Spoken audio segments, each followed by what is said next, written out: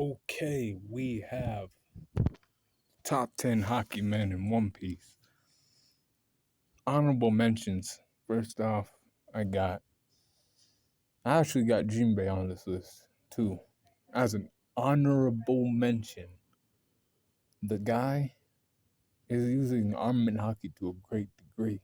He covered his full body in armament hockey against Husu. Like I'm telling you, when I say that he could have beat Queen, he could have, man. That's not like gassing him up too much or any of that shit. He would have had him. Okay, and he could probably take King in an extreme diff fight. Yeah, he may lose that or win that, but yeah, man, he's a guy. But there's more characters. There's just more characters who are better than him. When it comes to usage of armament hockey, as a hockey man, you use mostly hockey in your fight. Like 90% of your fight is based off of hockey, not devil fruit usage. So any devil fruit users that have hockey, they ain't on this list. They ain't on it. I don't mean they don't have the power to compete with those people, but this list is about only people who use hockey and they're powerful.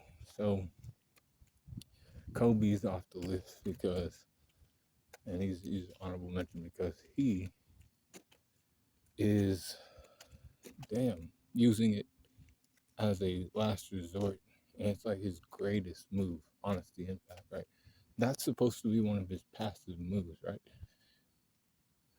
He's supposed to be using that shit like Garp was using it, but he used everything he had to do that against Pizarro. Took everything out of it. One day he might be on this list higher, but for now he's not. Then we got Chinjao on the list. Now Chinjao has all three types of hockey, but this guy, with age, his body, he don't want to listen anymore. He can't fight like he used to. He fights all out at the beginning of the fight. That's when he's the hardest to beat, at the beginning of the fight. But if you can last longer than him, you got him beat. Even if you don't have Conqueror's hockey. Like, he was kind of like, I wanted to put him high on the list actually, but not because of what he did in Dressrosa. I can't be doing all that. Now, let's get to the top 10. So, at number 10, I got Sanji. Blackfoot Sanji is now in conversations of having Conqueror's hockey into 2026.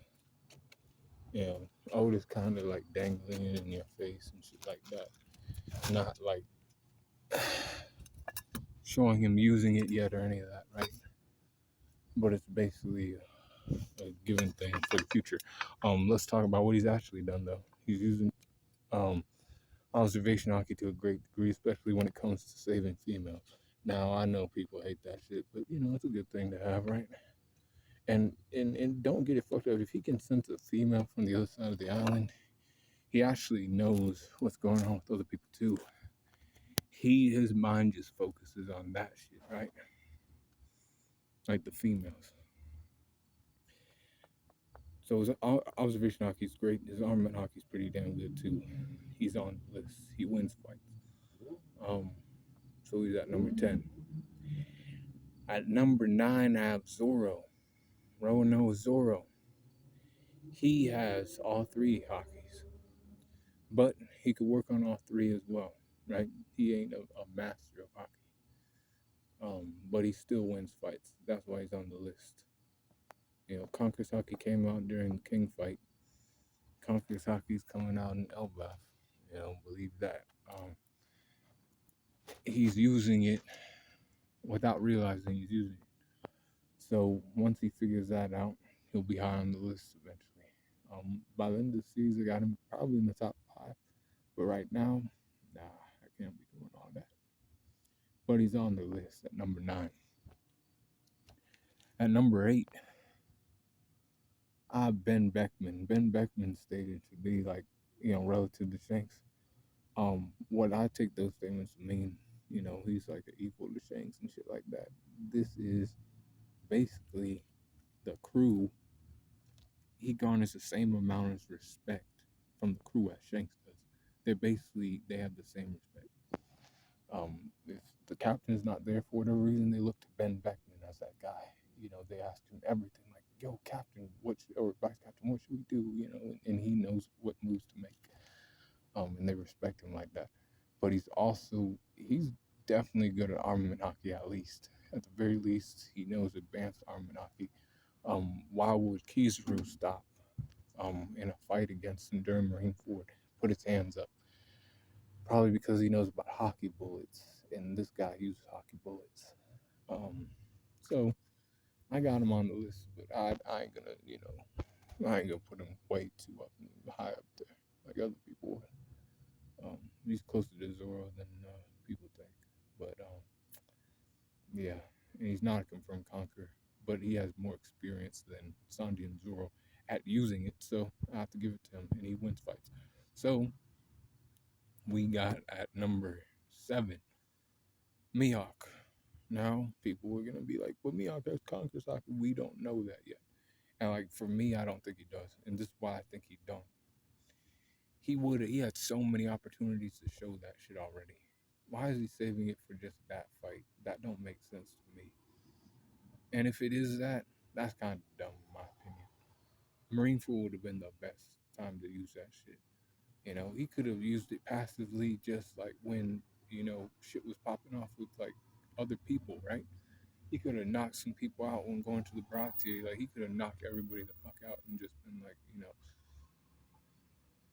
whatever, but he don't. So what makes this guy dangerous is swordsmanship in conjunction with his armament hockey and observation hockey. So like his conquer hockey is a question mark. I don't think he has it personally, but his armament and his observation, like they're maxed out to like the highest degrees he can take it. The highest extent he can take his armament hockey and observation hockey, it's way the fuck maxed out. So because of that, I'm putting him on the list. I'll give him the benefit and say that he was the one who turned the order black. It wasn't something that was gifted to him. He actually did it himself. But he's not a conqueror yet. Not confirmed or any of that shit yet. We have fans need to pump the brakes on that shit, right? Now, when it comes to number 6, this is where we get into like people who have all three. Because that's Gaban. Scott Gaban has all three types of haki and the advanced forms of them. He understands haki on a deep level, right? He knows how to apply it the right way to damage like people who have we'll say black magic. That's what I'm gonna start calling it. Black magic. The shit that Emu, gives out. He knows how to damage people who have shit like that. Um and like most people in the series, like 99% of people can't do it. So yeah, he's on the list at number 6. Um he is there to remind people basically you have to have that. You have to have conquerors hockey. If you have the ability to use it, you need to know how to use it. And you need to know how to use it to the fullest extent. Because doing it like just because you feel like it'll rely on your devil fruit too much, that ain't gonna cut it. You gotta use everything in your arsenal and to the fullest extent if you're gonna go all the way. Rayleigh's at number 5 because Rayleigh actually like when you like know something, right? And you like lived it, experienced it, and very knowledgeable in it, you then teach other people that. That should show you enough, right? That he is in the top 5 as a or a hockey man in general, right? Like he was doing shit back in the day with Roger. He stopped Marco with one finger. Passively, he said, "Kid, I'm always serious." One finger, arm hockey. Stopped him. This is a mythical zone dough for user. Now, of course, Marco ain't what he is now. But even so, even if it was, he's doing that shit. He's stopping it. Let's not play games. He's better than Gaban, possibly. I'd say at teaching the applications of hockey. I don't think Gaban's a teacher. He's there to more so remind them of what they gotta fucking do, and he will teach them if need be. But Rayleigh did it, and you see what Luffy's doing. Rayleigh's shooting out Conqueror's Haki at an old ass age, having Blackbeard run away. You know, he's fighting against Kizaru, and he's still able to use all of them at his old age. Um, number 5 for him, but number 4 is Monkey D. Garp. Monkey D. Garp was hunting down Gold Roger for most of his career. They were always, he was always looking for Gold Roger. It gave him like a purpose. Gold Roger's a pirate and he's bad. I gotta catch this guy. I catch all these other guys, but they just ain't big fish. He's a big fish. Let me catch this guy. And he's always trying to look for him. Always trying to look for him. Always trying to look for him. It made him stronger. The chase for Roger, that's what made the man strong. And like, I'm not saying he wasn't strong before he met Roger. We don't know exactly when he met Roger, but like, that kept him like, strong in his armament hockey and all that shit, right? And of course, he went after other pirates too. He seemed like in Chinjao, right? He fought against him later on, right? And he's the one who, put his drill sideways, right? Or actually sunk it into his head, right?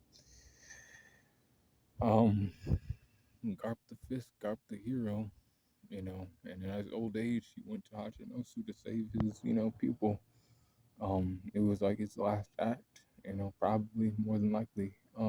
So yeah, man, he's using like real fucking moves too, like not holding anything back. Yeah, we didn't see that shit at Marineford. We should have seen that shit. I agree with people who believe that. But yeah, man, he's not to be self-applying. Hakimen conversations. He's not number 4 because it's 3 people who just use it better.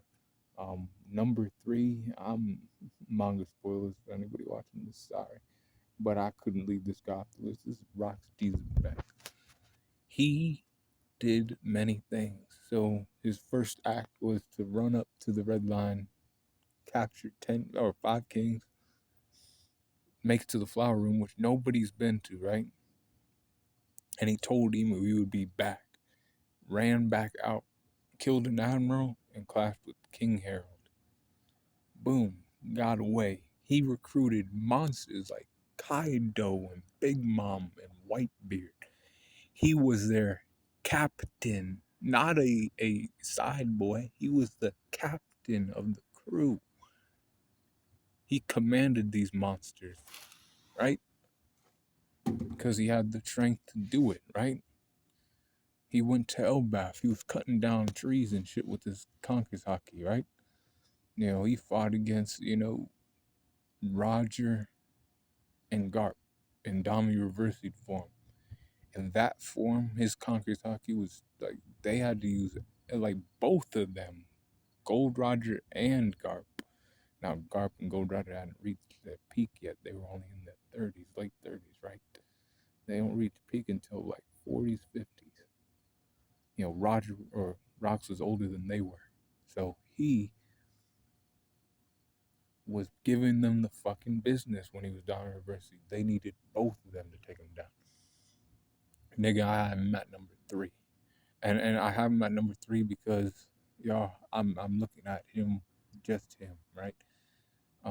No Dami Reversi, and yeah, he's like that. When it comes to number two and number 1 can be switched if you want to. You can play games with that.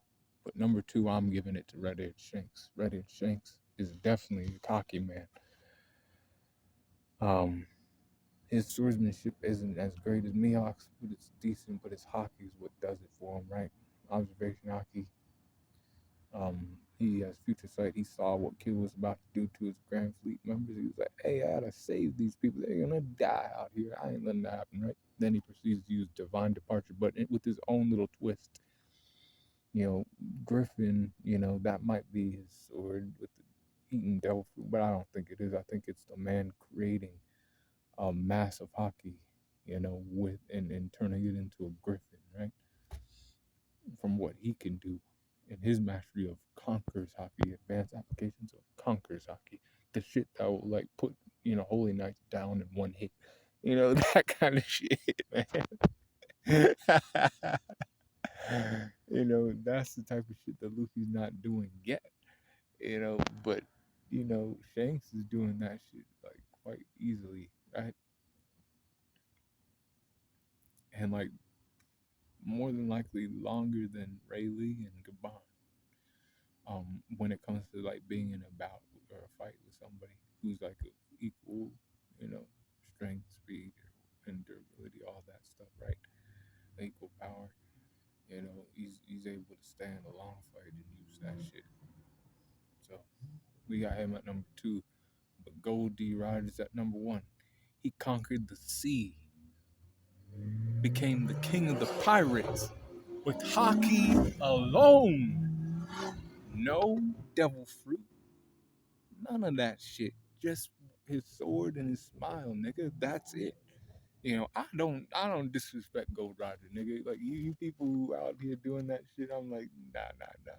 And I told you this. This is what I said. What did I say? I said, if you have Shanks above Gold Roger, I ain't saying that's delusional. It's not. But for me, I think when Gold Roger uses a real divine departure, because like the shit that he used against Odin wasn't a real divine departure, y'all. It was a divine departure with one arm. What was Rox doing? He was swinging his sword with both arms, right? And he was fucking people up, right? If Gold Roger uses both arms swinging that, shit, boy, it's stronger. Look to Bleach, right? They had, Kenpachi likes to swing his sword with one arm, and he's pretty good with it, right? But then when he uses both in one swing, it doubles its strength. I'm going based off of all that knowledge too. I'm like, nope, this guy and Shanks in a fight that's a really good one. That's one that's worth paying money for. And you know, it could go either way. But I give it to Gold Roger because he has both arms. And it would really be, tough on Shanks, because he's fighting against a guy who can do the same shit he can do. But he has both arms. Now, not the same way. He ain't summoning, like, you know, like he ain't summoning a griffin, but he could probably do, other things. Um, yeah, man. So that's the top 10 Hakimen. That's Sanji at number 10, Zoro at number 9, Ben Beckman at number 8, Mihawk at number 7, Gaban at number 6, Silver's Rayleigh at number 5, Garp at number 4, Rocks at number 3, Shanks at number 2, and Gold Roger at number 1. So let me know what you think in the comments below about the list.